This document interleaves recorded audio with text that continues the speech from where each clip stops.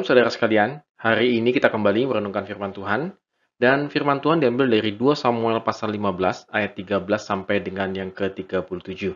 Saudara, saya tetap menganjurkan saudara membaca semua pada bagian ini, dan saya akan membaca hanya beberapa bagian saja. Lalu datanglah seorang mengabarkan kepada Daud, katanya, hati orang Israel telah condong ke Absalom. Kemudian membicaralah Daud kepada semua pegawainya yang ada bersama-sama dengan dia di Yerusalem. Bersiaplah, marilah kita melarikan diri, sebab jangan-jangan kita tidak akan luput daripada Absalom. Pergilah dengan segera, supaya jangan dapat lekas menyusul kita dan mendatangkan celaka atas kita, dan memukul kota ini dengan mata pedang. Para pegawai raja berkata kepada raja, terserah kepada tuanku raja, hamba-hambamu ini siap. Bukankah Sadok dan Abiatar imam-imam itu ada bersama-sama engkau di sana? Jadi segala yang kau dengar dari dalam istana raja, haruslah kau beritahukan kepada Zadok dan Abiatar imam-imam itu. Ingatlah, di sana bersama-sama dengan mereka, ada kedua anak mereka, Ahimas anak Zadok dan Jonathan anak Abiatar. Dengan perantaraan mereka haruslah kamu kirimkan kepadaku segala hal yang kamu dengar. Dan tibalah Husai, sahabat Daud, di Yerusalem tepat pada waktu Absalom masuk ke kota itu. Ya, saudara sekalian, Absalom melakukan kudeta dan berhasil karena banyak orang Israel mengikutinya. Daud sadar bahwa posisinya sangat berbahaya dan istana bukanlah tempat yang aman baginya. Ketika Daud meninggalkan istana, ternyata diikuti oleh kawan-kawan setianya, begitu ya. Ada sekitar 600 orang yang setia dengan Daud, pegawai istana, orang Kreti, Pleti, dan Gad. Ya, mengapa mereka itu tetap setia kepada Daud, padahal posisi Daud itu sangat berbahaya dan tidak menguntungkan lagi bagi mereka. Mereka ini adalah orang-orang yang dulu bersama-sama dengan Daud bersembunyi di Gua Adulam. Kalau masih ingat ya peristiwa itu, dan menjadi pengikut setia Daud. Jadi memang ada satu rasa, ada satu nasib pada waktu itu, satu perjuangan begitu ya. Mereka adalah orang-orang yang tersisih dan Daud berhasil menarik perhatian mereka dan berhasil memimpin mereka, sehingga mereka tetap setia kepada Daud walaupun, kembali lagi, posisi Daud sangat terancam sebagai raja.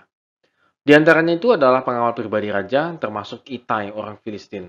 Yang menariknya adalah Itai ini disuruh Daud tetap tinggal, dan tidak usah ikut karena dia masih baru. Jadi Daud tidak mau melihat masa depannya pada seorang Itai ini, walaupun dia bukan orang Israel, dia memang sangat setia, tetapi masa depannya masih bagus lah begitu. Ngapain ikut saya?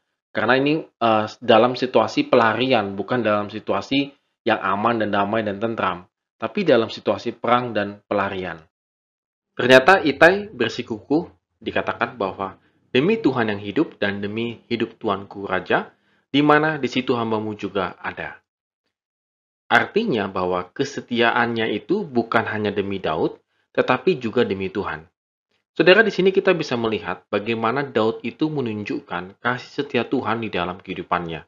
Sehingga orang yang di sekitarnya Daud, walaupun dia bukan orang asli Israel, orang Filistin seperti Itai, dapat melihat bagaimana penyertaan Tuhan itu luar biasa dalam kehidupan Daud.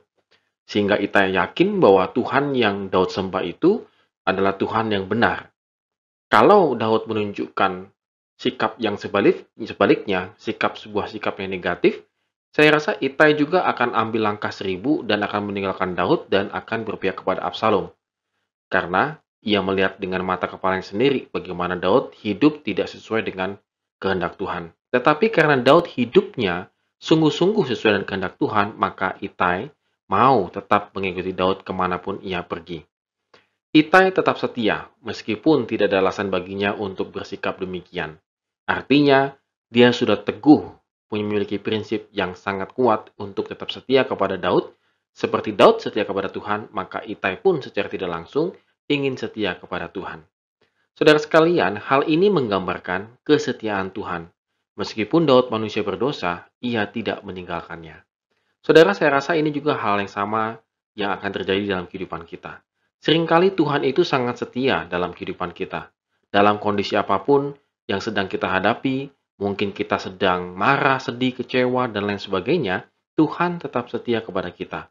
Namun saudara sekalian, kebalikannya, kita seringkali tidak setia dengan Tuhan. Kita ingin Tuhan selalu memberkati kehidupan kita. Kita ingin Tuhan itu begini, begitu, ini, itu. Sesuai dengan keinginan kita. Sehingga barulah kita akan menyembah Tuhan. Tetapi kalau Tuhan itu tidak memenuhi segala keinginan kita, maka kita jadi tidak setia kepada Tuhan. Saudara, ini menjadi koreksi dalam kehidupan kita pada hari ini. Apakah kita tetap setia kepada Tuhan walaupun yang kita dapatkan adalah ini dan itu yang tidak sesuai dengan keinginan kita? Atau kita berpaling dari Tuhan karena apa yang kita alami tidak sesuai dengan yang kita inginkan? Saudara, mari kita renungkan firman Tuhan hari ini. Kesetiaan Tuhan tiada batasnya. Pertanyaannya adalah, apakah kita tetap setia kepada Tuhan sampai saat ini? Amin. Tuhan Yesus memberkati kehidupan kita hari ini.